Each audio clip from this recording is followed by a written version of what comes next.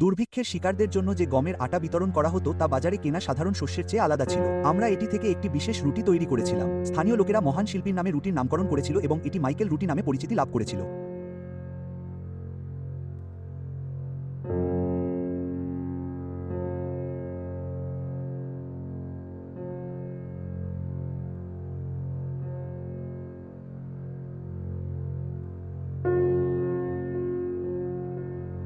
We are the world রেকর্ডিংয়ের সময় Quincy Jones যে ভয়াবহ সাক্ষাৎকার দিয়েছিলেন তাতে আপনার কি মনে হয়েছে? আর তারপর আমি সবচেয়ে খারাপ ভুল করেছিলাম। আমি বলেছিলাম, শোনো, আমি তোমাকে মাইকেলের পাশে রাখবো। ওহ, আর সে মাইকেলের পাশে থাকতে চাইছিল না। হয়ে গেল। গয়নাগুলো আমার কাছে একটা কষ্টের কারণ ছিল। আমি বুঝতে পারিনি, যদিও আমি সবসময় তার সাথে ভদ্র আচরণ করেছি এবং আমি তাকে কখনো বলতে চাইনি যে আমি গানটি ঘৃণা করি। আমি আমার ম্যানেজারকে এটা বলেছিলাম, তাকে এটা বলা উচিত হয়নি। তাহলে তুমি গানটি পছন্দ করনি, যা উই আর দ্য ওয়ার্ল্ড তারকারা পেতে পারেননি? আর কে ঠিক করতে পারেনি? যদিও 1985 সালের জানুয়ারিতে আফ্রিকার জন্য সুপার গ্রুপ ইউএসএ দ্বারা দুর্ভিক্ষ ত্রাণকে সমর্থন করার জন্য একটি দাতব্য একক রেকর্ড করা হয়েছিল, তবুও কিংবদন্তি গায়কদের বিভিন্ন দলে অনেক বড় ব্যক্তিত্ব এবং এমনকি বড় অহংকার ছিল। 80-এর দশকের পপ সঙ্গীতের সবচেয়ে বড় রাত হয়ে ওঠে, যা পরিবর্তনের জন্য বিশ্বকে একত্রিত করার ক্ষমতার প্রতিনিধিত্ব করে। এই রাতটি বেশ কয়েকজন সুপারস্টারকে অবজ্ঞা করেছিল এবং এর সৃষ্টিতে গভীর প্রতিদ্বন্দ্বিতা প্রকাশ করেছিল। প্রাথমিকভাবে গীতিকার এবং কর্মী হ্যারি বেলাফন্টের মস্তিষ্ক প্রসূত ক্ষুধার্ত শিশুদের চমকপ্রদ ফুটেজ রাতের সংবাদে প্রচারিত হওয়ার পর তিনি 1984 সালের ডিসেম্বরে সহ তারকাদের নিয়োগ শুরু করেন। তার প্রথম কলগুলির মধ্যে একটি ছিল 1980-এর দশকের প্রায় অর্ধেক শীর্ষস্থানীয় চার্টিং মার্কিন শিল্পীর ব্যবস্থাপক কেন ক্রেগের কাছে। আমার মনে হয় আমেরিকার প্রতিটি ব্যক্তি বিশেষ করে অবদান রাখতে চায় এবং তারা কিভাবে তা জানে না। এবং হ্যারি বেলফন্টের কেন ক্রার কাছে একটি ফোন কলের মতো সহজ কিছু যা এই বিষয়টিকে গতিশীল করেছিল। আমি কিম ক্রার কাছ থেকে একটি ফোন পাই। বেলফন্ট লিওনেল এবং কেনকে ফোন করেছিলেন এবং বলেছিলেন যে ইউরোপে লাইভ এইড এটি করেছে, তোমরা এখানে কিছুই করছো না। হ্যারোল্ড বেলফন্ট ফোন করেছিলেন এবং তিনি বলেছিলেন, শুনুন, আমাদের এখানে একটি পরিস্থিতি রয়েছে। আমাদের শ্বেতাঙ্গরা কালো মানুষকে বাঁচাচ্ছে, কিন্তু আমাদের কোনো কৃষ্ণাঙ্গ মানুষ কালো মানুষকে বাঁচাচ্ছে না। আমরা এ বিষয়ে কি করতে যাচ্ছি? এবং আমি বললাম, আমি তোমার সাথে কথা বলি, হ্যারি। আর আমি পরের জনকে ফোন করলাম, কুইন্সি। আর কুইন্সি বলল, আচ্ছা, চলো এই ব্যাপারে কিছু একটা করি। আর তারপর অবশ্যই আমি মাইকেলের সাথে কথা বলছি, আর তারপর স্টিভি। আর তারপর আমাদের এখানে একটু গুঞ্জন শুরু হলো। তখনই আমি বুঝতে পারলাম, ঠিক আছে, যদি আমাদের 2 জন, 3 জন, 4 জন একসাথে জড়ো হই, তাহলে এখানে একটা ভালো প্রার্থনার মতো শোনাচ্ছে, তাহলে আমরা কিছু একটা করতে পারবো। আর সে বলল, চলো একটা ট্যুর করি। আমি বললাম, এত পাগলদের একটা ট্যুরে নিয়ে যাওয়া যাবে না। তো চলো আমরা একটা গানের সাথে 12 ঘন্টার একটা সেশন করি। থ্রিলার করার ঠিক আগে আমি ডোনা সামারের সাথে একটা অ্যালবাম করেছিলাম যার নাম ছিল স্টেট অফ ইন্ডিপেন্ডেন্স। আর তখন আমি বললাম, আমার একটা 16 বারের ফ্রেজ আছে। আমি বললাম, আমি বিশ্বের সেরা ঘড়ি চাই এবং সেই 16 বারের উপর আমার 1/3 ছিল। এর রেকর্ডিং সঙ্গীতের সবচেয়ে বড় রাতগুলির একটির পরে সেট করা হয়েছিল বার্ষিক আমেরিকান মিউজিক অ্যাওয়ার্ডস। ক্রেগ এবং তার 50 জনের দল এক তীব্র গতিতে লাইনআপটি একত্রিত করতে শুরু করে। উদ্ধৃতি, আমি বিলবোর্ড চার্ট নিয়েছিলাম এবং সিদ্ধান্ত নিয়েছিলাম যে চার্ট থেকে কমপক্ষে 2 জন শিল্পীকে নিশ্চিত না করা পর্যন্ত আমি প্রতি রাতে ঘুমাতে যাব না। তিনি বলেছিলেন যে মাইকেল জ্যাকসন এখনও তার 1982 সালের অ্যালবাম থ্রিলারের সাফল্যের উপর ভর করেছিলেন, যা বিশ্বের বৃহত্তম শিল্পী হিসাবে তার স্থান নিশ্চিত করেছিল। তাই ক্রেগ যখন নিশ্চিত করেছিলেন যে গানটি জ্যাকসন এবং লিওনেল রিচি দ্বারা লেখা হবে এবং কুইন্সি জোন্স দ্বারা প্রযোজিত হবে, তখন তারা জানত যে এটি বড় হতে চলেছে।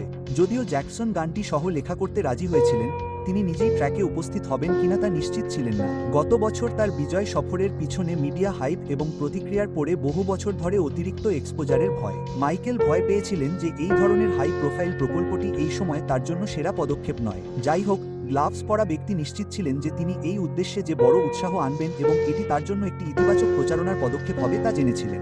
যাই হোক, আরেকটি গুরুত্বপূর্ণ মুহূর্ত ছিল যখন ব্রুস স্প্রিংস্টিন বোর্ডে এসেছিলেন। জন ল্যান্ড ব্রুস স্প্রিংস্টিনকে পরিচালনা করছিলেন এবং আমি জনকে চিনতাম, ক্রেগ বললেন। জনকে ফোন করে বললাম, আমরা কি ব্রুসকে পেতে পারি? এবং তিনি বললেন, হে ঈশ্বর, ব্রুস 2 বছর ধরে রোড ট্যুরিং করে যাচ্ছে। আমি বললাম, জন, তুমি যদি তোমার ক্লায়েন্টকে এটা করতে দাও, তাহলে লক্ষ লক্ষ জীবন বাঁচানোর কৃতিত্ব তুমি ব্যক্তিগতভাবে নিতে পারবে। এরপর আমি জানি জোন ল্যান্ডো আমাকে ফোন করে বললেন ব্রুস এসেছে, এবং সেই দিন থেকে আমি আর কখনো বাইরের ফোন করিনি। ফ্লাডগেট খুলে গেল এবং বেশিরভাগ সময় আমাকে লোকদের প্রত্যাখ্যান করতে হয়েছিল। যাই হোক, ইভেন্ট আয়োজকরা উচ্চ লক্ষ্য রেখেছিলেন এবং আশা করেছিলেন যে কেবল রক এবং পপের বর্তমান নেতাদেরই নয়, বরং একটি প্রজন্মের কিংবদন্তি কণ্ঠস্বরকেও একত্রিত করবেন। ডোনা সামার এবং বারবারা স্ট্রাইন্ডের মতো শিল্পীদের তীব্রভাবে অনুসরণ করা হয়েছিল। তবে এটি লক্ষণীয় যে রেকর্ডিংয়ের জন্য শিল্পী নির্বাচন একটি জটিল প্রক্রিয়া ছিল এবং এতে প্রাপ্যতা, সময়সূচি দ্বন্দ্ব এবং ব্যক্তিগত পছন্দের মতো বিভিন্ন কারণ জড়িত ছিল। ক্রেগ বব ডিলানকে নিশ্চিত করেছেন এবং শুধুমাত্র জন ডেনভার এবং জোয়ান বেকে শিল্পী হিসেবে উল্লেখ করেছেন যাদের তিনি বুক করেননি কিন্তু চাননি।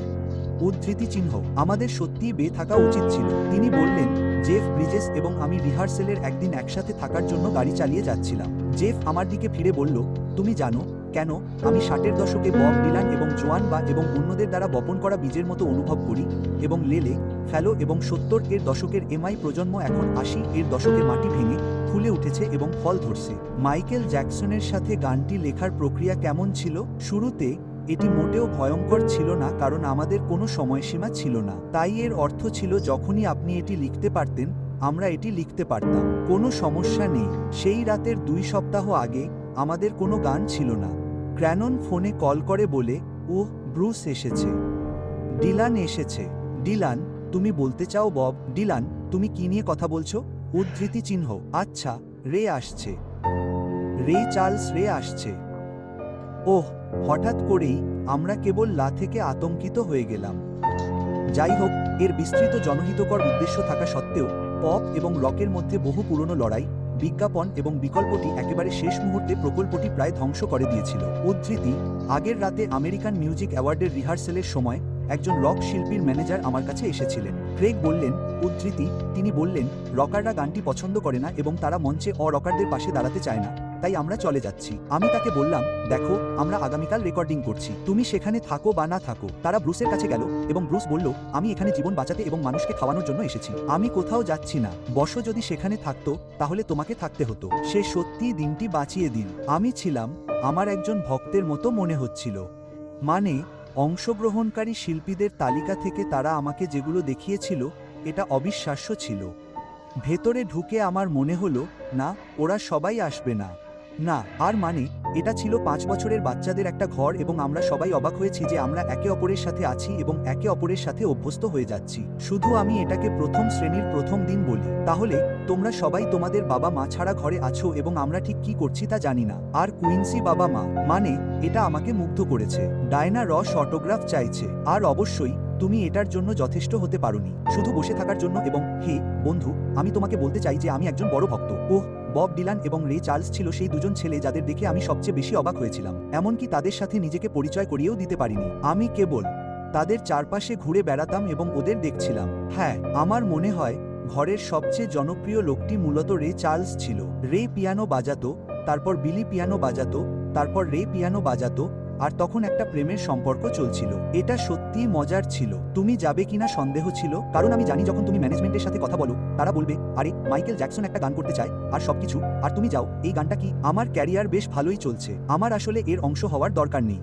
উদ্ধৃতি চিহ্ন উই আর দ্য ওয়ার্ল্ড করতে তোমাকে কি রাজি করাই? আমি যাই হোক লস অ্যাঞ্জেলেসে থাকতাম কারণ এটি ছিল সেই ব্যবসায়িক সপ্তাহগুলির মধ্যে একটি। এটা ছিল গ্র্যামি এবং ঠিক ব্লা ব্লা ব্লা অ্যাওয়ার্ডস, তাই আমি শহরে থাকতাম। আমি বললাম, কি রে, এটা মজার হতে পারে, তাই না? কেউ জানতো না গানটি কি হতে চলেছে। আমি সিন্ডি লুপারের পাশে দাঁড়িয়ে আছি এবং এখন আমরা সবাই শুটিং করছিলাম যখন এই সব চলছে এবং সে আমার উপর ঝুঁকে পড়ছে।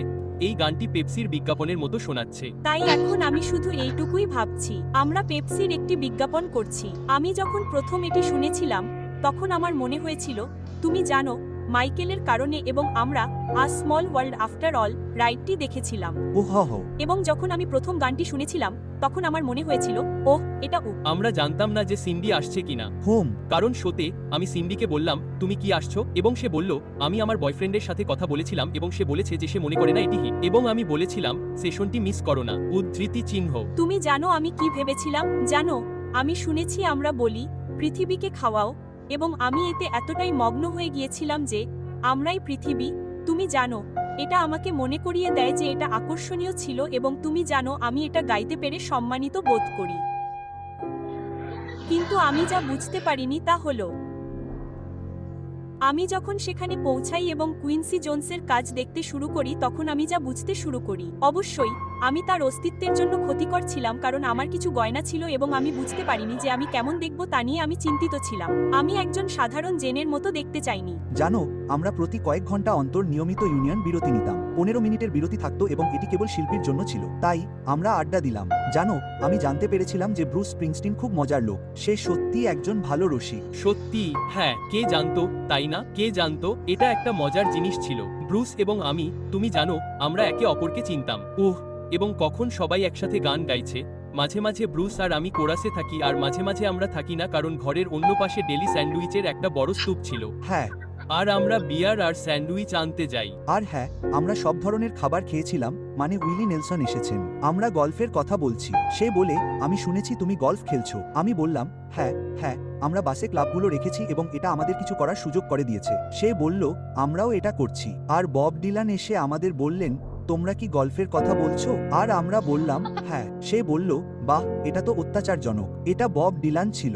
বব একজন প্রিয়তমা। কিন্তু যখন বব বলে, আমি সেখানে থাকবো, তখন তোমাকে নিজেকে বলতে হবে, ঠিক আছে, সে কি সঠিক দিনটি পেয়েছে? এটা কি সঠিক সময়? সে কি সেখানে থাকবে? উদ্ধৃতি চিহ্ন। আশ্চর্যের বিষয় হলো, বব ওয়াওয়াই প্রথম দিকের একজন ছিলেন। দাড়ি তো, ওয়াও। তো একবার বব ভেতরে ঢুকে পড়লেন এবং ব্রুস, তারপর আমরাই বেছে নিলাম। তুমি ভালো ছিলে। ওই প্রজেক্টের কিছু মিউজিশিয়ানের সাথে কাজ করার অভিজ্ঞতা কেমন ছিল? Heavy weight. হাস্যকর। এটা হাস্যকর ছিল। এটা অনেক মজার ছিল। আমি এটা খুব উপভোগ করেছি। জানো, আমার মনে হয় কুইন্সির দরজায় একটা সাইনবোর্ড ছিল যে, জানো, তোমার ইগলদের বাইরে রাখো। আমি দরজার বাইরে রাখি। তো মানে, তুমি জানো, তোমার অনেক ভিন্ন ব্যক্তিত্ব ছিল। এটা কি সত্যি যে রেকর্ডিং সেশনে তুমি দরজায় একটা সাইনবোর্ড লাগিয়েছিলে? এটা সত্য নয়। না, আমি চিঠিতে লিখেছিলাম, কিন্তু এটার প্রয়োজন ছিল না। দোস্ত, যখন তুমি এরকম কিছু করো, তুমি জানো না যে এটা কাজ করবে, দোস্ত, আর এত বড় হও। যখন আমরা শুরু করেছিলাম, তখন আমাদের লিওনেল এবং কেনি রজার্স, ড্যান অ্যাক্রয়েড এবং লাটোয়া ছিল। সেই লোকেরা সেখানে ইথিওপিয়ার জন্য ভালো কিছু করার চেষ্টা করতে এসেছিল, যেমন তারা সবসময় তাই করে।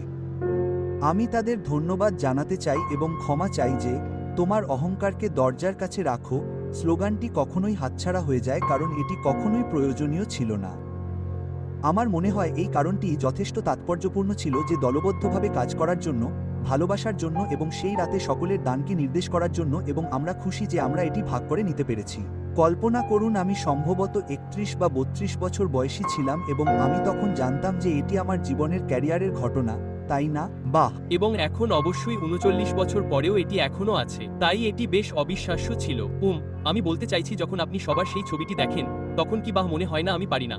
আমি বলতে চাইছি যে এটি বেশ অদ্ভুত যে আপনারা সবাই একই ঘরে ছিলেন। হ্যাঁ, এটি সময়ের একটি মুহূর্ত ছিল, তাই না? ক্রেগ এডি মার্ফির ম্যানেজারকে তার অনুরোধ প্রত্যাখ্যান করার কথা মনে রাখে, কিন্তু ম্যাডোনার অজুহাত মনে করতে পারে না। সঙ্গীত পরিচালক স্মরণ করলেও যে ভবিষ্যতের পপ রানীকে আমন্ত্রণ জানানো হয়েছিল, ম্যাডোনার সঙ্গীত সহযোগী নাইল রজার্স মনে করেন যে তাকে কখনো যোগদানের জন্য বলা হয়নি এবং তিনি এতে খুব খুশি ছিলেন না। তাই Madonna we are the world গানের রেকর্ডিংয়ে গান গাওয়ার জন্য আমন্ত্রণ জানানো হয়নি। আর এটা ছিল একরকম গালে চড় মারার মতো, কারণ সবাই লস অ্যাঞ্জেলেসে আমেরিকান মিউজিক অ্যাওয়ার্ডের জন্য ছিল। আর আমি জানি, তুমি জানো, সে যাই বলুক না কেন, আমরা সবাই একসাথে ডিনারে গিয়েছিলাম। আর আমি জানি তার খারাপ লেগেছিল কারণ আমি কুইন্সিকে চিনি এবং আমি মাইকেলকেও চিনি। তাই আমি শুধু আড্ডা দেওয়ার জন্য রেকর্ডিংয়ে যাচ্ছি। আর আমি ম্যাডোনাকে বললাম, ঠিক আছে, আমরা রাতের খাবারের জন্য যাচ্ছি। উদ্ধৃতি চিহ্ন। এবং আমি বুঝতে পারছি যে সে এতে খারাপ অনুভব করছে। তার প্রথম অ্যালবাম এবং তার আগের বছর blockbuster hit like a virgin প্রকাশের পর, যা তাকে বিশ্বব্যাপী আলোড়ন তুলেছিল, ম্যাডোনা অন্য সকলের মতো আমেরিকান মিউজিক অ্যাওয়ার্ডসে উপস্থিত ছিলেন এবং অনুষ্ঠানের পরে ঘটে যাওয়া আসল ঘটনাকে ঘিরে ইন্ডাস্ট্রির গুঞ্জন প্রত্যক্ষ করেছিলেন। তিনি এটি লজিস্টিকভাবে করতে পারতেন, কিন্তু এটা বিশ্বাস করা হয় যে আয়োজকরা ম্যাডোনা অথবা সিন্ডি লুপারকে ব্যবহার করতে চেয়েছিলেন। লুপার সম্ভবত সেই সময় একজন বড় তারকা ছিলেন যার হাত ধরে girls just want to have fun এবং টাইম আফটার টাইম হিট ছিল। এই তেজি গায়িকা ইতিমধ্যেই প্রমাণ করেছিলেন যে ইন্ডাস্ট্রির সেরা কণ্ঠশিল্পীদের ভরা ঘরে তার অবস্থান ধরে রাখার ক্ষমতা ছিল। ক্রেগের তৎকালীন সহযোগী হ্যারিয়েট স্টার্নোবার্গ প্রকাশ করেছিলেন, আমি ম্যাডোনাকে চেয়েছিলাম, কিন্তু কেন সিন্ডিকে চেয়েছিল। ফলস্বরূপ, সেই বছরের শেষের দিকে লাইভ এইডে পারফর্ম করার পর ম্যাডোনা ম্যাডোনার একটা রাগ ধরে যায়। তার সেটের পর তিনি অন্য সকল অংশগ্রহণকারীদের সাথে চ্যারিটি সিঙ্গেল পরিবেশন করার জন্য মঞ্চে ফিরে যেতে অস্বীকৃতি জানিয়ে বলেন, যদি তারা তাকে মূল রেকর্ডিংয়ের জন্য না চায় তাহলে তারা অবশ্যই এখন তাকে রাখতে পারবে না। আমি রেকর্ডে গাওয়ার জন্য যথেষ্ট ভালো ছিলাম না। আচ্ছা, আমি ফাইনালে গাইছি না। এবং তাই সে বেরিয়ে আসে। সে আমাদের সাথে থম্পসন যমজদের সাথে কাজ করে। সে তার সেট করে। আমরাই পৃথিবী। ব্যাং, সে চলে গেছে। তুমি কেন সিন্ডি লুপার নাকি ম্যাডোনা হতে হয়েছিল? এটি সম্ভবত বিশ্বের সবচেয়ে আকর্ষণীয় প্রশ্নগুলির মধ্যে একটি, কারণ আমাদের কাছে গাওয়ার জন্য মাত্র অর্ধেক লাইন ছিল। আমি এখন এটি বলি, অর্ধেক লাইন। আপনার একটি শনাক্তযোগ্য কণ্ঠস্বর থাকতে হবে এবং যে কারণেই হোক না কেন এটি কেবল সিন্ডির ছিল, আপনি জানেন, তাই না? এটাই ছিল। এবং তাই, কিন্তু আপনি তাদের দুজনকেই পেতে পারেননি। আপনি জানেন এটা কঠিন যে আপনি ভুল করেছেন। উদ্ধৃতি চিহ্ন। জানো জানো আমি এখন জাতীয় এবং আন্তর্জাতিক টেলিভিশনে এই কথাটি বলতে যাচ্ছি। তুমি ঠিক বলেছ। জানো 2020 সালের অতীত সবসময়ই সবকিছু একত্রিত করার একটি দুর্দান্ত উপায়, কিন্তু আমার তোমাকে কিছু বলতে হবে। আমি সবসময় ঐশ্বরিক নির্দেশনায় বিশ্বাস করি। অন্য কথায়, ঠিক কার থাকার কথা ছিল তা ছিল। আমি সবসময় পিছনে ফিরে তাকাই এবং বলি, আচ্ছা, যদি আমাদের এটা থাকতে পারত এবং যদি আমাদের ওটা থাকতে পারত তাহলে কি হতো? আমরাই পৃথিবী একেবারে নিখুঁত ছিল, কারণ এক রাতেই সেই সমস্ত লোকদের ধরে ফেলা শেষ পর্যন্ত একটি অলৌকিক ঘটনা ছিল যা আমরা ছিনিয়ে নিয়েছিলাম। যাই হোক, রাতের সবচেয়ে বড় বিতর্ক ছিল প্রিন্সের অন্তর্ভুক্তি বা অভাব। সংগঠক এবং গানের গায়ক লিওনেল রিচি বিশ্বাস করেছিলেন যে মাইকেল জ্যাকসন এবং প্রিন্সের সাথে কিছুটা যুগলবন্দি মানবিক সংকটের সময় প্রকৃত পরিবর্তনকে প্রভাবিত করার জন্য প্রয়োজনীয় ঐক্যের প্রতিনিধিত্ব করবে, কারণ সংবাদ মাধ্যমে প্রচারিত দুই সুপারস্টারের মধ্যে পেশাদার প্রতিদ্বন্দ্বিতা অনেকটা বাস্তবতার উপর ভিত্তি করেছিল। গত বছর পার্পল রেইনের চলচ্চিত্র এবং সাউন্ডট্র্যাক প্রকাশের পর থেকে প্রিন্স একজন হয়ে উঠেছিলেন পপ পাওয়ার হাউস, যা মাত্র কয়েক বছর আগে জ্যাকসনের করা যুগান্তকারী কীর্তিগুলোর প্রতিদ্বন্দ্বী ছিল, এবং প্রিন্স অফ পপের মুকুটের জন্য একটি রূপক লড়াই চলছিল। স্বাভাবিকভাবেই সেই সময় সঙ্গীতের সবচেয়ে বড় জিনিস এবং সেই রাতে আমেরিকান মিউজিক অ্যাওয়ার্ডের সবচেয়ে বড় বিজয়ীদের একজন হওয়ার জন্য প্রস্তুত ইউএসএ ফর আফ্রিকার আয়োজকরা এই প্রকল্পে শিল্পীকে জড়িত করতে আগ্রহী ছিলেন। ক্রেগ বলেন, প্রিন্সের নাম আসলে সঙ্গীতে মুদ্রিত কারণ কুইন্সির ধারণা ছিল দুই প্রতিদ্বন্দ্বী মাইকেল এবং প্রিন্সকে একই মাইক্রোফোনে রাখার। ক্রেগ বলেন, উদ্ধৃতি, তাকে আমন্ত্রণ জানানো হয়েছিল, তিনি উপস্থিত হননি। তিনি এত লোকের সাথে ঘরে থাকতে চাননি। তার নিখুঁততা এবং পেশাদার প্রাইমাডানা স্ট্যাটাসের জন্য পরিচিত। সম্ভবত প্রিন্স এমন একটি প্রকল্পের সাথে যুক্ত হতে স্বাচ্ছন্দ্য বোধ করেননি যেখানে তার কোনো সম্পৃক্ততা ছিল না। কেবল যোগদান করা, কয়েকটি কণ্ঠ দেওয়া এবং একটি গায়ক দলের মধ্যে গাওয়া কিংবদন্তি শিল্প ব্যক্তিত্বদের মধ্যে দাঁড়িয়ে এমন একটি গান যা তিনি কখনো রচনা করেননি বা পছন্দ করেননি। প্রিন্স তার নিজস্ব কনসার্টে গানের মাঝখানে গান বন্ধ করে দর্শকদের অফকি গান গাওয়ার জন্য বক্তৃতা দিতেন। আর সম্ভবত এই সুপারস্টারের কাছে রেকর্ডিং সেশনটি ক্লান্তিকর মনে হতে পারে যে রাতে তার উদযাপন করা উচিত ছিল। লিওনেল রিচি অ্যাক্সেস হলিউডকে বলেছিলেন যে তিনি প্রিন্সকে রেকর্ডিং সেশনে যোগ দিতে রাজি করানোর চেষ্টা করেছিলেন। উদ্ধৃতি, মানে, আমি তার সাথে দীর্ঘ সময় ধরে ফোনে বসেছিলাম। রিচি বলল, উদ্ধৃতি, আমি বললাম, প্রিন্স, আমরা সবাই এখানে তোমার জন্য অপেক্ষা করছি। সে বলল, আমি কি এটা আলাদা ঘরে করতে পারি? রিচি বলল, এটা প্রিন্সের বৈশিষ্ট্য, যিনি তার অদ্ভুততা এবং গোপনীয়তার জন্য পরিচিত ছিলেন। আমি আপনাকে বলতে চাই যে এটি তার অন্য যে কোনো কাজের চেয়ে আলাদা। রিচি আরও বলেন, উদ্ধৃতি, এটা শুধু প্রিন্স। অবশ্যই, আমরা যখন তাকে দেখাতে চাই তখন তিনি গায়কদের একটি দলে থাকবেন না। উদ্ধৃতি চিহ্ন। লোকেরা কি অনুরোধ করতে পেরেছিল যে তারা কার সাথে মাইক ভাগ করে নিতে চায়? নাকি এটি এমন একটি অ্যাসাইনমেন্ট যা আপনি এবং কুইন্সি জোন্স নিয়ে এসেছিলেন? অথবা এটি কিভাবে কাজ করেছিল? এটি এমন একটি অ্যাসাইনমেন্ট ছিল যা কুইন্সি, আমি এবং আরও দুজন দুর্দান্ত মানুষ দেখেছি, তাদের নাম আমার মনে পড়ে গেল, তাই না? তাদের কাজ ছিল মনে রাখা, প্রত্যেকেরই একটি নির্দিষ্ট চাবি থাকে যা দিয়ে তারা গান গায়। হ্যাঁ, তাই এটিকে সত্যিই বিশেষ করে তোলার জন্য তাদের কাজ ছিল ঘুরে বেড়ানো এবং সঠিক চাবিটি এমন জায়গায় রাখা যেখানে এই ছেলেরা তাদের সেরাটা গাইতে পারে। আমি তোমাকে বলছি, সেদিন আমাদের বাড়িতে কে কোন অংশ গাইবে তা ঠিক করার চেষ্টা করছিলাম। আমি কুইন্সিকে বারবার বলছিলাম, সবাই কি একটি বুথে গিয়ে তাদের অংশ গাইবে? সে বলল, না, আমরা তাদের একটি বৃত্তে রাখবো এবং আমরা যখনই গান গাইব তখন তারা নিখুঁত হবে। কেন? কারণ তুমি দাঁড়িয়ে ক্লাসের বাকিদের দিকে তাকাচ্ছ। তুমি প্রতিবারই নিখুঁত হতে যাচ্ছ, জানো, এবং এটা সত্য ছিল। একটু ভয় দেখানো। আসলে আমি কি একটু ভয় দেখানোর কথা বলেছিলাম? ভয় দেখানোর মতো। এটা কি তোমার জন্য ভয় দেখানোর মতো ছিল? মানে, এখন যখন আমি এটি সম্পর্কে কথা বলি তখন এটি ভয়ঙ্কর ছিল। 46 শিল্পী, সৃজনশীল শিল্পী। আপনি যা কখনো বলেন না তা হলো, আমি এই বিষয়ে নিশ্চিত নই। তুমি কি মনে করো? উদ্ধৃতি চিহ্ন। আমাদের ঘরে 46 জন সৃজনশীল শিল্পী আছে। ঠিক আছে, তাদের একজন নেতার প্রয়োজন। স্টিভি ভেতরে এসে বলে, আমার মনে হয় আমাদের কিছু করা উচিত। আমার মনে হয় টুটু ভাষায় আমাদের কিছু করা উচিত। না, না, উইলি মোইঙ্গু। আর মজার ঘটনা ঘটে যেমন বব ডিলান নিজে নিজে গান গাইতে লজ্জা পেতেন, তাই স্টিভি ওয়ান্ডার বেরিয়ে এসে ববকে বলছেন কিভাবে বব ডিলানের মতো গান গাইতে হয়। আমরাই তো পৃথিবী, আমরাই তো শিশু। আর ডিলান বলছেন ঠিক আছে, আমার মনে হয় আমি এটা করতে পারবো। উদ্ধৃতি চিহ্ন। বব মাইক্রোফোনে কথা বলছেন আর স্টিভি পিয়ানোতে বলছেন এটা আমাদের একটা পছন্দ, আমরা বাঁচাচ্ছি। তাই আমি ববের কাছে গিয়ে বললাম আমার মনে হয় তোমাকে স্টিভির কাছে যেতে হবে, আমার মনে হয় সে এটা বুঝতে পেরেছে। আর স্টিভি বললেন বব এটা আমাদের একটা পছন্দ, আমরা আমাদের নিজেদের শেষটা বাঁচাচ্ছি। আর বব বললেন হ্যাঁ। আর সে ঠিক ফিরে গিয়ে ঠিক করে দিল। সে জানতো না কি করবে। সে অন্য সবার সাথে একা গান গাইতে লজ্জা পেত, কিন্তু স্টিভি চেয়েছিল বব ডিলানকে বব ডিলানের মতো গান গাইতে শেখাতে ঠিক সেই মুহূর্তটা। আর আমি বুঝতে পারছি তুমি তখন জানতেই না যে তোমার একটা একক গান হবে। ওই দলের সবার সামনে একটা একক গান গাওয়া কেমন ছিল? আচ্ছা জানো, অবশ্যই ভীতিকর, কিন্তু সে বলে স্মিলি এখানে চলে এসো। সে মাইকেলকে ফোন করেছিল, তারা মাইকেল স্মিলিকে ডাকে। সে বলে হুইয়ের জন্য লাইনটা গাও, আর সে লাইনটা গাইলো। সে বলে গান করো হুই, আমি গেয়েছিলাম। সে বলে তুমি বুঝতে পেরেছো। আর তারপর থেকে এটা নার্ভাস করে তোলে। ঠিক আছে, আমি প্রথমবারের মতো জানতে পেরেছিলাম যে তুমি সেই ব্যক্তি যে আমাকে প্রিন্সের লাইনের জন্য সুপারিশ করেছিলে, কিন্তু এটা তথ্যচিত্রে আছে, কিন্তু তখন পর্যন্ত আমি কখনো জানতাম না। জানো এটা মজার। হ্যাঁ, মাইকেল আমার কাছে এসে বলল আচ্ছা প্রিন্স এখানে থাকবে না, কার একক গান গাওয়া উচিত? আমি বললাম এখানকার সেরা গায়ক হলেন লুইস। উদ্ধৃতি চিহ্ন। বাহ, দারুণ। কারণ সে জানতো না, কিন্তু সে এসেছিল এবং আমরা একেবারে শেষ মুহূর্তে তাকে বলেছিলাম প্রিন্স আসছে না, তুমি প্রিন্সের ভূমিকা নিচ্ছ। বাহ, তার নার্ভাস ব্রেকডাউন হয়েছিল। নার্ভাস, তাই না? মানে তুমি বিশ্বের সেরা গায়কদের সামনে এটা করছো। তুমি এটা ক্লিপে বা ডকুমেন্টারিতে দেখতে পাচ্ছ না, কিন্তু যখন আমি আমার ভূমিকা গাইছি তখন আমার ডান পা কাঁপছে। হ্যাঁ, রেকর্ডিং। আমার এখানে মাইকেল ছিল এবং এখানে সিন্ডি। আর মাইকেল আর আমি অনেক কিছু শেয়ার করেছি, মানে সে একটা কৌশলও মিস করেনি। সে এতে খুব আগ্রহী ছিল। আর তুমি জানো তার বিমান চালকের মতো আচরণ আছে। তুমি মনে করো যে সে একটু ভালো, কিন্তু সে ঠিকই জানতো কি ঘটছে। আর আমরা এটা সত্যি একটা মজার সেশনে পৌঁছে গেলাম। তারা বলতে থাকলো ঠিক আছে, এখন তোমাকে সত্যিই উঁচুতে গাইতে হবে। আমি বললাম ঠিক আছে। আর আমি বিভিন্ন জিনিস চেষ্টা করতে থাকলাম, কারণ আমরা সেতু বন্ধন ছিলাম। তুমি কিমকে রসাতে ছিলে। হ্যাঁ, আর আমারও ভদ্র হতে হয়েছিল। আমি ওর উপর দিয়ে যেতে চাইনি। তাই না? জানো, তাই আমি এমন কিছু নিয়ে এসেছি যা আমার মনে হয়েছিল একটা ভালো ব্যাকগ্রাউন্ড পার্ট। জানো, তুমি জানো যেটা তুমি মেরি ক্লেটনের মতো গান গাওয়ার জন্য অপেক্ষা করো, জানো সেটাই ছিল আমার হিরো। আর জানো অনেক মানুষ ছিল যারা একাকী শট না পেয়ে হতবাক হয়ে গিয়েছিল। হ্যারি বেলফন্টে, মিডলার, স্মোকি রবিনসন, বারবার। এই লোকগুলোর কেউ কি মাইকে লাইন না দেখে বিরক্ত হয়েছিল? না, আসলে আমরা একরকম না, এটা এমন মনোভাব ছিল না।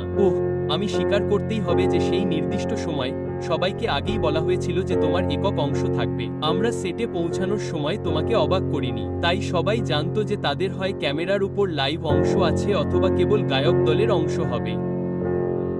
সেই রাতে কি এমন কোন মুহূর্ত ছিল যখন তুমি ভেবেছিলে আমরা এটা করতে পারবো না? বেশ কয়েকবার। এক সময় ক্লান্তি ছিল। ভোর 4টায় যখন আমরা আলাদা আলাদা যন্ত্রাংশ তৈরি করছি, তখন স্প্রিংস্টিন 8টায় এই রেকর্ডে শেষবারের মতো গান গেয়ে ভবন থেকে বেরিয়ে যান। সকাল 8টায়। আচ্ছা, তুমি জানো এটা কি ছিল? আসলে দুজন লোক ছিল, স্পষ্টতই সেখানে অনুপস্থিত। আর আমি তোমাকে বলতে চাই, প্রিন্স এবং ম্যাডোনা, কিন্তু আমরা লোকেদের একত্রিত করার চেষ্টা করছিলাম। এটা ছিল বিশৃঙ্খল পরিস্থিতি। আমি তোমাকে বলতে চাই যে মনে হচ্ছিল অনেক জায়গায় গানটি এত সুসংগঠিত ছিল, কিন্তু মনে রাখবেন তখন আমাদের ইন্টারনেট ছিল না। তাই মানুষের কাছে গান পৌঁছে দেওয়া এবং লোকেদের গান শোনানো এবং খুব অল্প সময়ের মধ্যে তুমি কি এর অংশ হতে চাও, তা খুব কঠিন ছিল। প্রিন্স, কার্লোস এবং চার্লি ছিল। আমি এখন তোমাকে এর পেছনের সত্যটা বলবো, কারণ তুমি সত্যিই নোংরামিটা জানতে চাও। এবং সে বলল আমি আসতে পারি, কিন্তু আমি আলাদা ঘরে রেকর্ড করতে চাই। উদ্ধৃতি চিহ্ন। আমরা এটা শুনতে চাইনি তো। আর তারপর আমি সবচেয়ে খারাপ ভুল করে ফেললাম। আমি বললাম শোনো, আমি তোমাকে মাইকেলের পাশে রাখবো। উদ্ধৃতি চিহ্ন। আর সে মাইকেলের পাশে থাকতে চাইছিল না। হয়ে গেল। তো না, আমি বললাম প্রিন্স তুমি কি এখানে? উদ্ধৃতি চিহ্ন। সে বলল আমি গিটারের একক গান করব। উদ্ধৃতি চিহ্ন। সত্যি? আর তারপর সেটা হলো, তুমি কেন মনে করো সে মাইকেলের পাশে থাকতে চাইছিল না? আচ্ছা, এটা আমাদের কারো পাশে থাকতে চাইছিল না। আসল কথা হলো না, তুমি জানো প্রিন্স ছিল বিচ্ছিন্নতাবাদী। তুমি জানো সে ভাবছিল আমি আমার ঘরে থাকবো। তাই আমরা এভাবে কাজ করিনি। আমাদের সবাইকে একে অপরের পাশে দাঁড়াতে হয়েছিল। পল সাইমন আছে, বব ডিলান আছে। হ্যাঁ, তো কোথাও না কোথাও তোমার অহংকার নিয়ন্ত্রণ করো। তুমি জানো আমি তাকে খুব বেশি করে সেখানে রাখতে চেয়েছিলাম, কিন্তু তুমি জানো সেই সময় সবার নিজস্ব মনোভাব ছিল। আমি এটা সুন্দরভাবে বলবো। অ্যালান লাইটের বই let's go crazy revolution guitarist Wendy Melvoin দাবি করেছেন যে তিনি প্রদর্শন করেননি কারণ উদ্ধৃতি সে মনে করে সে একজন খারাপ লোক এবং সে কুল দেখাতে চেয়েছিল এবং তার মনে হয়েছিল উই আর দ্য ওয়ার্ল্ডের গানটি ভয়ঙ্কর ছিল এবং সে সমস্ত মায়েদের চারপাশে থাকতে চায়নি। উদ্ধৃতি চিহ্ন 2024 সালের তথ্যচিত্র the greatest night in pop অনুসারে গায়িকা শিলা অধিবেশনে যোগ দিতে বলা হয়েছিল। প্রিন্সের সাথে তার সম্পর্ক জেনে আয়োজকরা আশা করেছিলেন যে তার উপস্থিতি বেগুনি রঙের গানটি উপস্থিত হতে উৎসাহিত করবে। এছাড়াও উদ্ধৃতি ভাই তোমার আসা উচিত, এটা সত্যিই দুর্দান্ত। তিনি প্রিন্সকে বলেন, যিনি 3টি ট্রফি নিয়ে এবং এতে পার্পল রেইন পরিবেশন করার পরে মেক্সিকান রেস্তোরাঁ কার্লোস এবং চার্লি সে শান্ত ছিলেন। ক্রেগ বলেন, উদ্ধৃতি শিলাই তাকে সেখানে পৌঁছে দেওয়ার জন্য যথাসাধ্য চেষ্টা করেছিলেন। আমরা রেকর্ডিং করার সময় তিনি ফোন করেছিলেন। তিনি কুইন্সির কাছে পৌঁছে বললেন, আমি কি এখানে এসে একটি গিটার ট্র্যাক রাখতে পারি, এবং কুইন্সি বললেন, না, আমরা ইতিমধ্যেই মৌলিক ট্র্যাকগুলি সম্পন্ন করেছি। যখন তাকে স্পষ্ট করে জানানো হয়েছিল যে গানের একটি পংক্তিতে সে একক মুহূর্ত উপভোগ করতে পারবে না, তখন শিলা চলে যাওয়ার সিদ্ধান্ত নেয়, কারণ সে অনুভব করে যে প্রিন্সের সাথে তার মেলামেশার জন্য তাকে ব্যবহার করা হচ্ছে। প্রিন্স না যাওয়ার একটি কারণ হল সে রেকর্ডিং স্টুডিওতে গিয়ে সমস্ত অংশ বাজাতে অভ্যস্ত ছিল, কেবল তাকে এবং অন্য একজন তারকাকে নয়। সে এবং অন্য কেউ নয়, সে পরিবর্তে একটি নাইট ক্লাবে গিয়েছিল এবং যখন সে বেরিয়ে আসে তখন তার দেহরক্ষীরা কিছু পাপারাজ্জিদের মারধর করে এবং এটি লস অ্যাঞ্জেলেস টাইমসের রেকর্ডিং সম্পর্কে একটি বড় নিবন্ধে একটি বাক্স তৈরি করে। তাই পরিবর্তে সংবাদ খ্যাতিমান হিউ লুইস সেই অংশটি গিয়েছিলেন যা প্রিন্সের জন্য তৈরি করা হয়েছিল যখন সে সানসেটে রাতের জন্য আলাদা হয়ে গিয়েছিল। রোলিং স্টোন অনুসারে প্রিন্সের জড়িত থাকার অস্বীকৃতিকে কেউ কেউ স্বার্থপর বলে মনে করেছিল, কিন্তু তিনি আসলে একটি গানে অবদান রাখতে উন্মুক্ত ছিলেন, কেবল সেই গানে নয়। তার অনুপস্থিতিতে লজ্জিত প্রিন্স পরে বিসাইড হ্যালো লিখেছিলেন, দাবি করেছিলেন যে পাপারাজ্জিদের অনুপ্রবেশ তাকে উপস্থিত হতে বাধা দিয়েছে। যখন আয়োজকরা সিদ্ধান্ত নিয়েছিলেন যে তারা একটি অ্যালবাম প্রকাশ করবেন, তখন প্রিন্স তৎক্ষণাৎ এর জন্য একটি গান জমা দিয়েছিলেন। উদ্ধৃতি উই আর দ্য ওয়ার্ল্ডে অনুপস্থিত থাকা সত্ত্বেও প্রিন্স আফ্রিকা বা অন্য কোথাও মানুষের দুর্দশার প্রতি উদাসীন ছিলেন না। তিনি প্রায়শই এবং উদারভাবে তার অর্থ দাতব্য প্রতিষ্ঠানে দান করেছিলেন, কিন্তু খুব বেশি প্রচার ছাড়াই। উদাহরণস্বরূপ, তিনি 2011 সালে হার্লেম চিলড্রেন জোনে $1 মিলিয়ন দান করেছিলেন, যা এর সিইও জেফ্রি কানাডাকে মুগ্ধ করেছিল। উদ্ধৃতি আমি প্রিন্সকে ধন্যবাদ জানাতে চাই, তার উদারতায় আমি মুগ্ধ এবং অভিভূত। কানাডা বলেছে, উদ্ধৃতি উই আর দ্য ওয়ার্ল্ডে উপস্থিত না হওয়ার জন্য প্রিন্সের নিজস্ব কারণ ছিল, যা হয়তো কেউ কেউ ভুল বুঝেছেন বা সমালোচনা করেছেন। তবে তার অনেক বন্ধু এবং সমসাময়িকদের কাছে তিনি একজন হৃদয়হীন বা স্বার্থপর ব্যক্তি ছিলেন না, বরং একজন অনন্য এবং দূরদর্শী শিল্পী ছিলেন যিনি নিজের মতো করে বিশ্বের যত্ন নিতেন। সাক্ষাৎকারে জিজ্ঞাসা করা হলে প্রিন্স আবার অজুহাত দেখিয়ে বলেন যে তিনি এত শিল্পীর সাথে রুমে থাকার কথা ভেবে খুব ভীত ছিলেন যাদের তিনি দীর্ঘদিন ধরে প্রশংসা করেছেন। জোনস পরে বলেছিলেন যে তিনি প্রিন্সের সিদ্ধান্তকে সম্মান করেন এবং বুঝতে পেরেছিলেন যে তার কাজ করার নিজস্ব পদ্ধতি আছে, তবে তিনি জড়িত বাকি জনতার সাথে গান গাইতে চাননি। 10 বছর পর 1995 সালের আমেরিকান মিউজিক অ্যাওয়ার্ডসে উই আর দ্য ওয়ার্ল্ডের পরিবেশনার সময়ও একই ঘটনা ঘটেছিল, যেখানে প্রিন্স কুইন্সি এবং আরও অনেকের সাথে মঞ্চে উপস্থিত হয়েছিলেন এবং গান গাইতে অস্বীকৃতি জানিয়েছিলেন। পরিবর্তে তিনি সামনে দাঁড়িয়ে ললিপপ চুষছিলেন। গ্র্যামিটি we are the world, Quincy Jones, প্রযোজক। We are the world, Michael Jackson.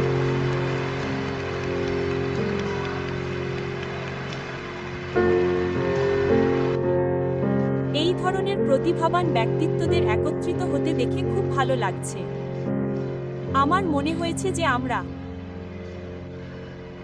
আজ বিশ্বে যা ঘটছে তাতে একটা পরিবর্তন আনছি।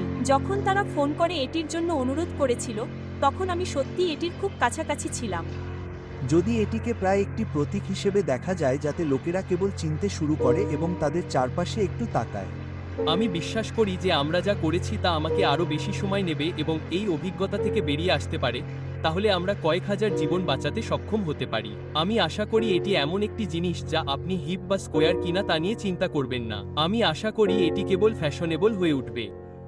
আমরা এমন এক শিল্পের অংশ হতে পেরে গর্বিত যে যখন বিশ্ব একে অপরকে সাহায্য করার প্রয়োজন, তখন আমাদের এই সঙ্গীত শিল্প সাড়া দিয়েছে।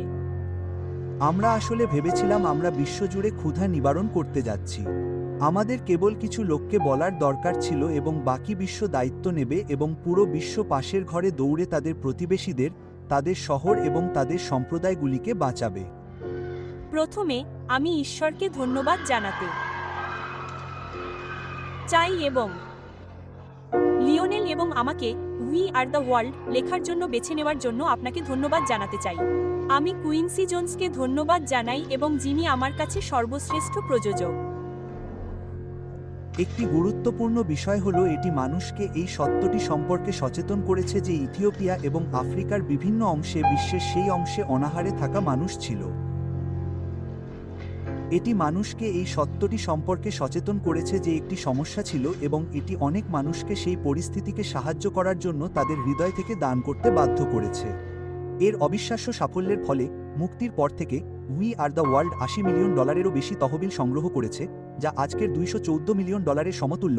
অন্যান্য সঙ্গীতশিল্পী চালিত দাতব্য প্রচেষ্টাকে অনুপ্রাণিত করেছে, যা দেখিয়েছে যে বিভিন্ন দলের রক তারকারা তাদের সঙ্গীতগত পার্থক্যকে দূরে সরিয়ে কেবল গানের শক্তির মাধ্যমে বিশ্বব্যাপী মানবিক প্রচেষ্টাকে শক্তিশালী করার জন্য তাদের প্রভাব ব্যবহার করতে পারে। কিন্তু এর আকাশছোঁয়া তহবিল সংগ্রহের পরিসংখ্যান এবং ফলস্বরূপ অর্জিত অভিনন্দনমূলক পুরস্কারগুলি বাদ দিলে আফ্রিকার জন্য মার্কিন যুক্তরাষ্ট্র যে মহাদেশে সাহায্য করার জন্য অনুপ্রাণিত হয়েছিল সেখানে তারা কী বাস্তব সুবিধা নিয়ে এসেছিল সে সম্পর্কে খুব কমই রিপোর্ট করা হয়েছে। সেই লক্ষ লক্ষ ডলার আসলে কি ব্যয় করা হয়েছিল, এবং মাইকেল জ্যাকসন, লিওনেল রিচি এবং তাদের তারকা খচিত অভিনেতারা কি কিছুটা ক্ষমতায় দুর্ভিক্ষ সমাধান করতে এবং স্থায়ী পরিবর্তনকে প্রভাবিত করতে সক্ষম হয়েছিল যা বিশ্বকে একটি উন্নত স্থান করে তুলবে, নাকি কর্পোরেট লোভ বা স্বৈরাচারী স্বৈরশাসনে প্রচলিত ব্যাপক দুর্নীতির কারণে সৎ বিশ্বাসে দেওয়া লক্ষ লক্ষ ডলার শেষ পর্যন্ত ভুল হাতে চলে গেল? হিট একক উই আর দ্য ওয়ার্ল্ড থেকে লাভ দিয়ে কেনা $3 মিলিয়ন বেশি মূল্যের খাদ্য এবং চিকিৎসা সরবরাহ। মার্লন জ্যাকসন বোর্ডে আছেন। সোমবার লস অ্যাঞ্জেলেস থেকে বিমানটি যাত্রা শুরু করে লিওনেল রিচি এবং ডায়না রস।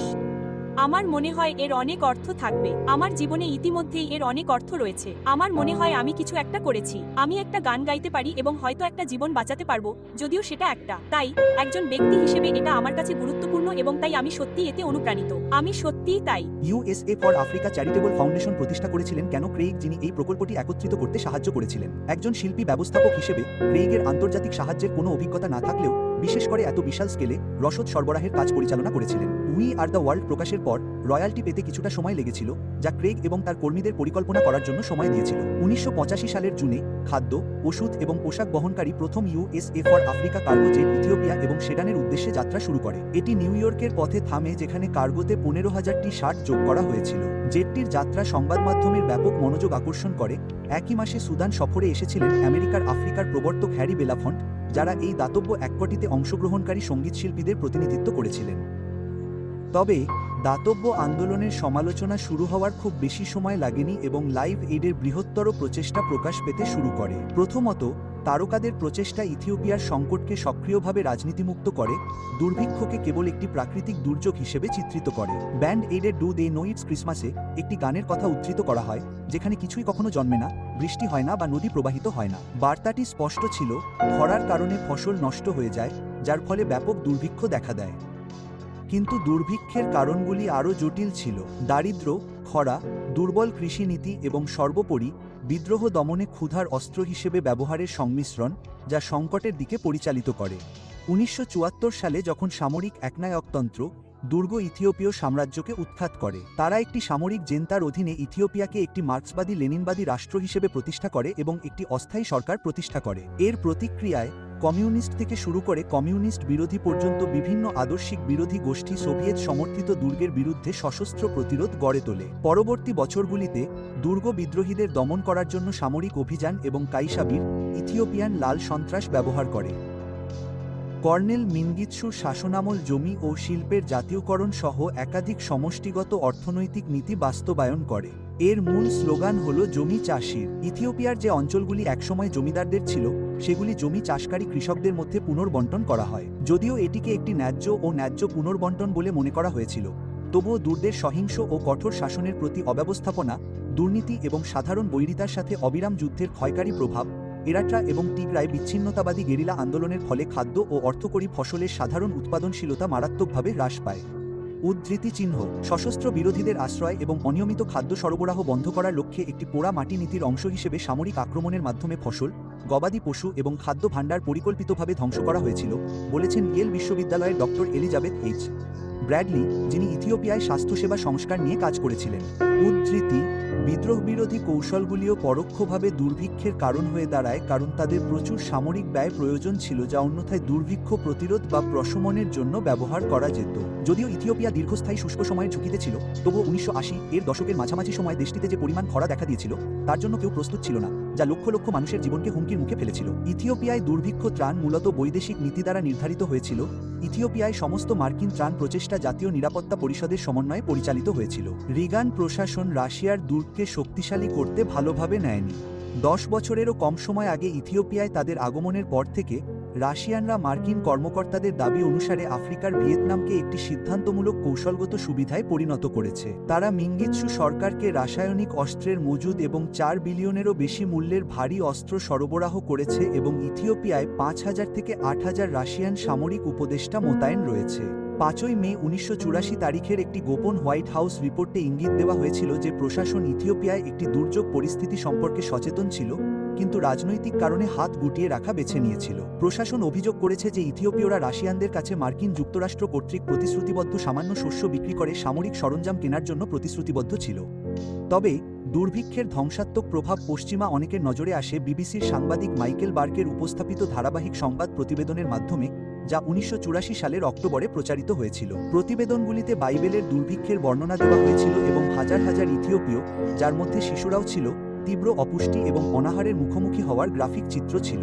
অনলাইন ভিডিও, সোশ্যাল মিডিয়া এবং ইন্টারনেট সংবাদের আগে তার কথাগুলি এখনও বিশ্বজুড়ে পৌঁছেছিল এবং বিশ্বব্যাপী 400টিরও বেশি টেলিভিশন স্টেশনে ফুটেজ দেখানো হয়েছিল।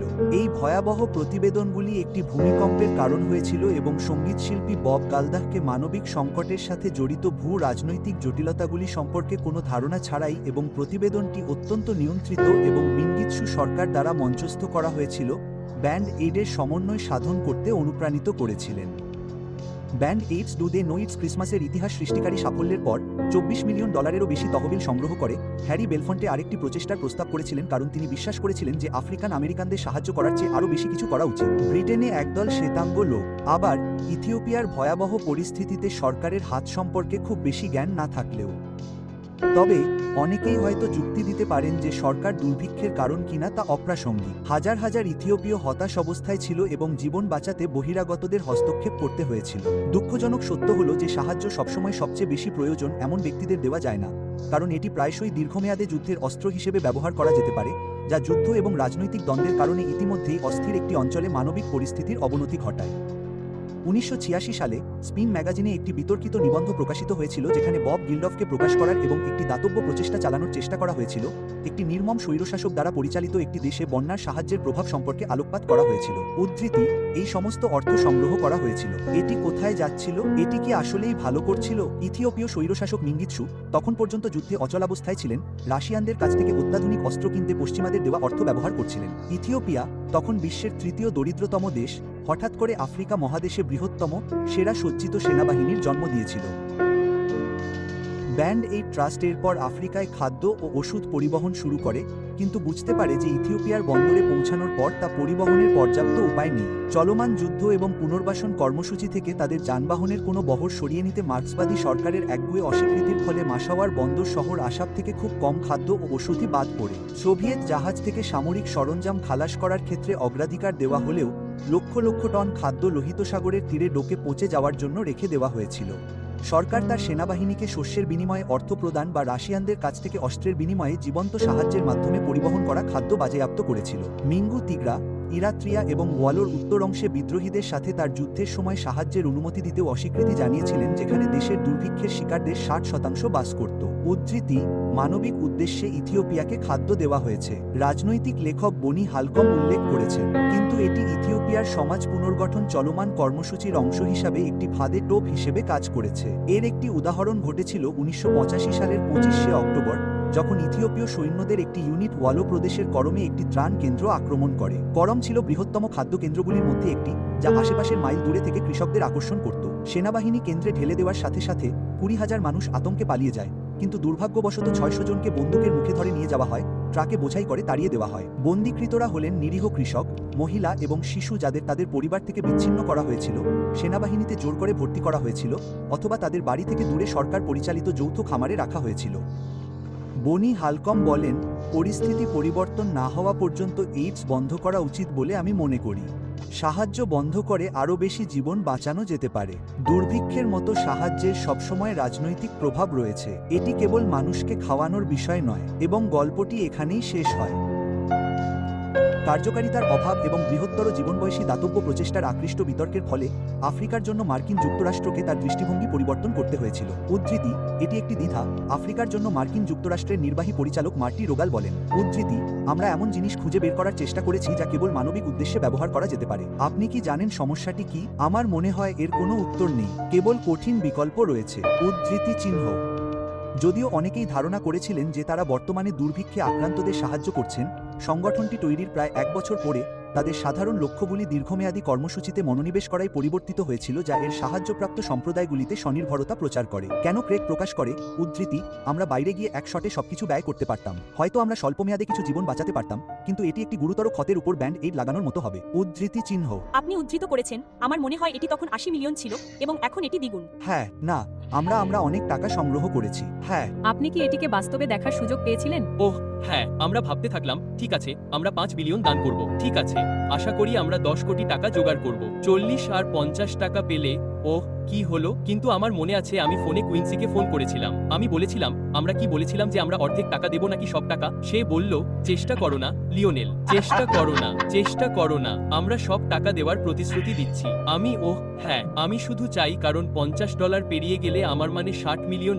কিন্তু তারপর তুমি বুঝতে পারো যে আমরা থামানোর চেষ্টা করছি যে আমরা পৃথিবী। অন্য কথায়, ঠিক আছে, আমরা এটা বন্ধ করে দিচ্ছি এবং তারপর আমরা জানি যে $20 মিলিয়ন আসবে। এটা এখনো শ্বাস নিচ্ছে, এটা এখনো শ্বাস নিচ্ছে। ক্রেগ প্রাথমিক প্রত্যাশাও কমিয়ে দিয়েছিলেন, উল্লেখ করে যে বিশেষজ্ঞরা ভবিষ্যৎবাণী করেছিলেন যে তাদের সম্পৃক্ততার সাথে আফ্রিকার দীর্ঘমেয়াদী সমস্যাগুলিতে সামান্য পরিবর্তন আনতে কমপক্ষে 10 থেকে 20 বছর সময় লাগবে। দীর্ঘমেয়াদী উদ্যোগগুলির মধ্যে জন্ম নিয়ন্ত্রণ এবং খাদ্য উৎপাদনের প্রচেষ্টা অন্তর্ভুক্ত ছিল। তহবিল থেকে 7টি আফ্রিকান দেশে 70টিরও বেশি পুনরুদ্ধার এবং উন্নয়ন প্রকল্প চালু করা হয়েছিল। এই প্রকল্পগুলির মধ্যে কৃষি, মাছ ধরা, জল ব্যবস্থাপনা, উৎপাদন এবং পুনর্নয়নে সহায়তা অন্তর্ভুক্ত ছিল। ইথিওপিয়া ছাড়াও আফ্রিকার দেশ মোসাম্বিক, সাগাল, চাদ, আরাতানিয়া, বাকিনা ফাসো এবং মালিতে প্রশিক্ষণ কর্মসূচিও তৈরি করা হয়েছিল।